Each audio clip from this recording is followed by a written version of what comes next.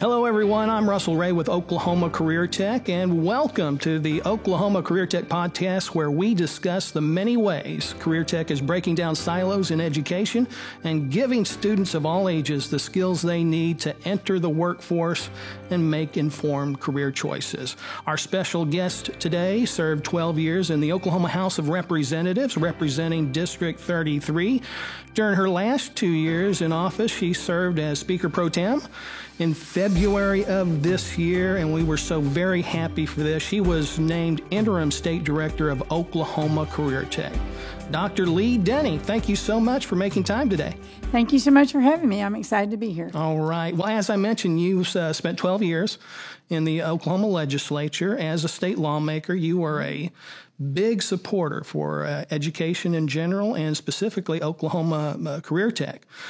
Since becoming interim director of Oklahoma Career Tech, what has stood out for you? What have you learned about the Career Tech system and the people who work here? Oh, wow. That's such a great question, because I've learned that the Career Tech staff and the teachers and everyone has a holistic view of how we should take care of students.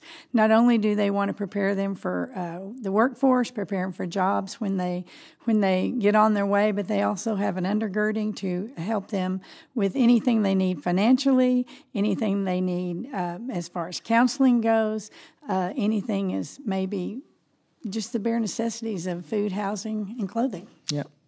Now you were hired as interim director, and you've been clear from day one. You're not interested in the permanent position.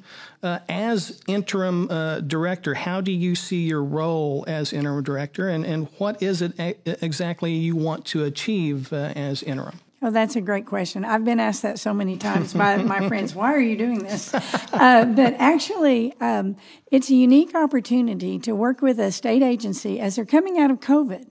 And so many of us have been at home, sheltering in place so we don't get this virus, and not being able to interface with our colleagues, and also not being able to interface with the public.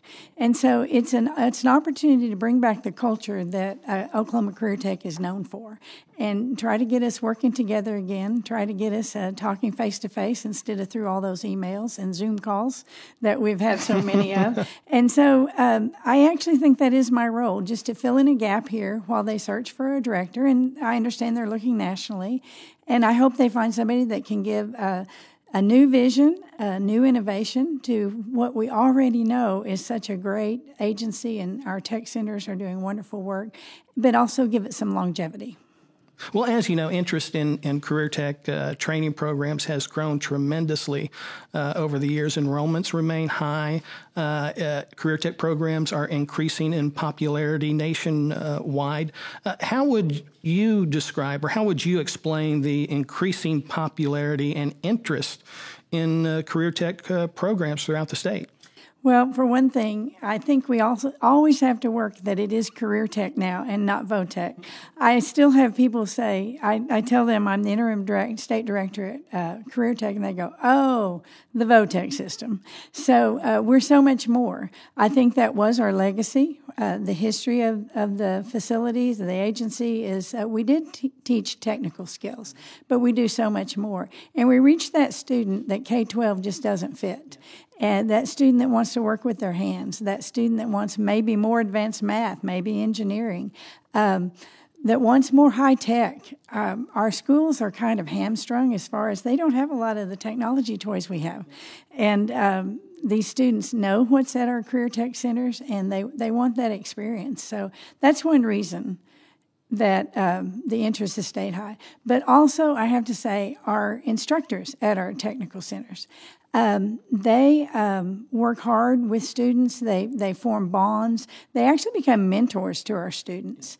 And these students are starving for that type of relationship, and it actually helps them mature into great adults that have jobs. Yeah, and your answer there kind of ties into my next question. You recently wrote a column about breaking down silos in education. Exactly how is Career Tech breaking down the state's educational silos? You know, that's a great question. Thank you so much. Career Tech stands in the gap between K-12 and higher ed, and it fills that gap with everything that we're offering students, it gives them a chance to maybe take a year off between high school and college if they're college bound and learn a skill, get a certificate, something that they can work. I started to say work at, but that's ending a sentence with a preposition, so sorry about that. A job that they can do while they also go to college and maybe reduce their college debt. But it also provides kids certifications that if that's what the field they want to be in, that's where they want to stop, they can get that certification and then get right to work. So we fill that gap to me between K-12 and higher ed. But also beyond that, a lot of our programs are in K-12 schools. We aren't just in our technical centers. And so we interface with high schools all the way. And then we also interface with our higher ed friends. We prepare kids for higher ed. We get them ready to go.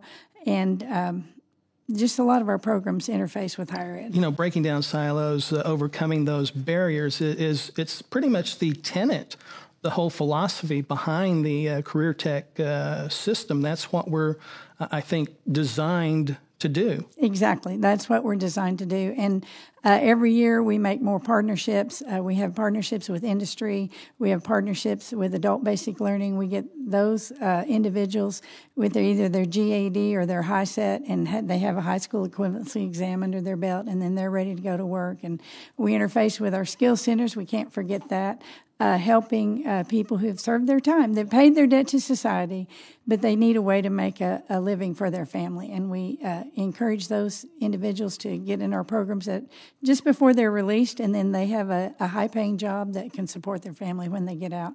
And for all those reasons that you just mentioned, Oklahoma is regularly recognized as having one of the best career tech systems in the nation. Why does Oklahoma's career tech system, you think, stand out from the rest of the states? What are we doing differently than some of the other states across the nation? Yes, exactly. I think it's the vision of the men and women that brought career tech to Oklahoma that started us down the road of not only working with secondary students, but also working with adults. A lot of states have wonderful career tech programs in their 2-year colleges around the country. But ours, we've designed these specialty technology centers that encompass several school districts. We bring kids really actually starting in the 10th grade, 11th grade, and 12th grade to get certification, start down a skill that they love, occupation that they're excited about, excited to go to work in. And then we also extend it beyond high school to post-secondary. And the one thing so many technology centers do is the child that says, well, no, I think I'll go to college. I won't go to a tech center, and then doesn't have such a good first semester, and it finds out it's not for them. They don't like their classes. They may have even not done well because first time with a little bit of freedom. Most of our tech schools offer a free year to come back and to a tech center, free of cost, tuition free, and get more certifications. Being a pioneer in education really isn't new to Oklahoma Career Tech. It really dates back to 1968 when Oklahoma Career Tech became an independent state agency under Francis Tuttle back in 1968. And the system here in Oklahoma has really stood out ever since then. And I was alive back then. I can remember those discussions because in my area had one of the first 3 career tech centers. So I remember the excitement and that it was new. And it was then just skills, plumbing, HVAC, construction, things such as that. And so you're going, oh, well, that's an interesting concept. I was only in high school, though. I wasn't that old. But I do remember the concept evolving in the state. Did it seem like a pioneering spirit back then? It actually did, because they were going to build a new structure in a town that was 10 miles from my home, and they were going to bring students from all over to go. And fortunately, when it actually arrived on the campus in Drumright, I was in my senior year of high school, so I was never able to attend, but it was a novel concept. It was a very exciting time, and to see the new schools pop up, because we were all going to schools that were built in the 40s and 50s, and it was a beautiful structure. And it's been, in rural Oklahoma, it's really been an educational opportunity for kids from schools where the class sizes may be 10 to 25. It's been a great opportunity for those kids. Now, a lot of people recognize the name FFA and FCCLA. These are student organizations, but a lot of people don't really understand or recognize that these are career tech programs.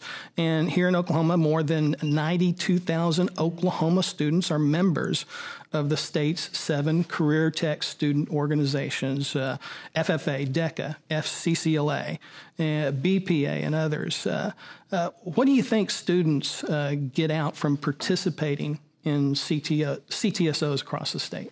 Well, I think it was brilliant when they decided these student organizations should be co-curricular, and that if you were in the curriculum for that discipline, then you're also going to be part of the student organization. What it does is it teaches kids professionalism. Kids that may come from broken homes, even kids that come from 2-parent homes that they're so busy they haven't taught them even table manners. These kids learn how to dress. They get to have a say in their uniforms. They learn leadership skills. They learn how to write thank you notes, or the importance of writing thank you notes. Maybe not so much how to, but the importance of writing thank you notes and being grateful. And then the best part is they also are encouraged to run for a state office and even a national office. And I always think Oklahoma is a great place to live. I wouldn't live anywhere else. But getting out and meeting people from other states and other cultures enriches you so much as a person, and you grow through those experiences. Mm-hmm. Now, here in Oklahoma, career tech is pretty significant in the state's efforts to develop its workforce, perhaps much more so in this state than other states. How important is career tech to the state's overall effort to develop and retain a skilled workforce here in Oklahoma? It's of paramount importance to the state. It's a huge economic driver. And the thing about career tech that's so important in this area is that, for instance, we've just come through COVID, and we've all seen the nurses who have served so diligently, but they're tired, and they're looking at other professions. So we're seeing a shortage in nurses. So instead of maybe putting out more office managers this year, Career Tech will turn their focus on putting out more nurses.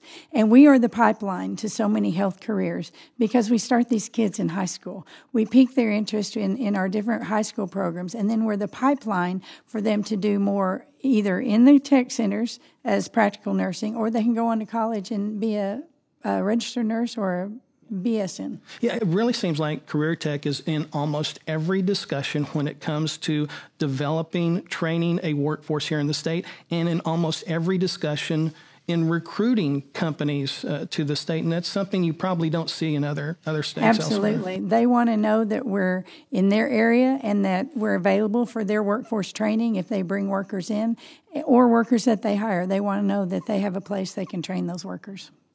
What do you want people to know, people here in Oklahoma to know about career tech and what it can do for Oklahoma students and businesses in general? Well, I think we're one of the best kept secrets to most people in this state, mainly because we have an aging population, and like me, it wasn't here when we were there. But I think that we want the people to know that our career tech systems are open for business. We're taking students of all ages, almost. Maybe not toddlers, but students from all ages. We have something for them. The other thing, our superintendents are so generous with their facilities.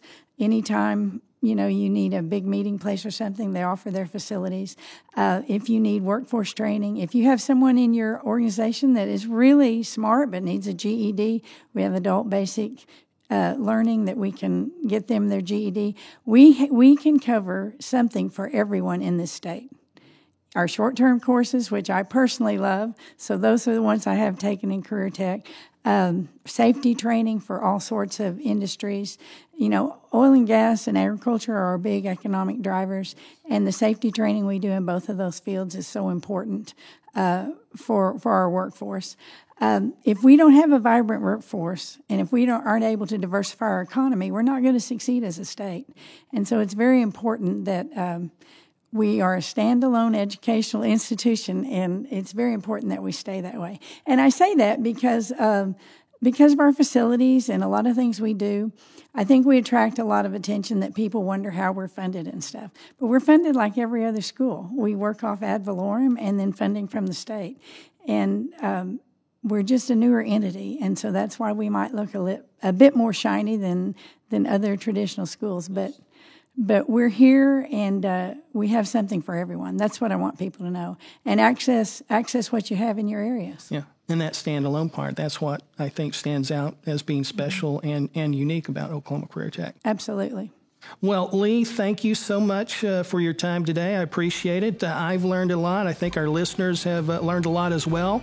Thanks, everyone, for tuning in today. We hope you join us soon for our next podcast. Thank you so much, Lee. Thank you so much. Thanks for having me. You bet. Sorry. No, you're good. For Oklahoma Career Tech, I'm Russell Ray.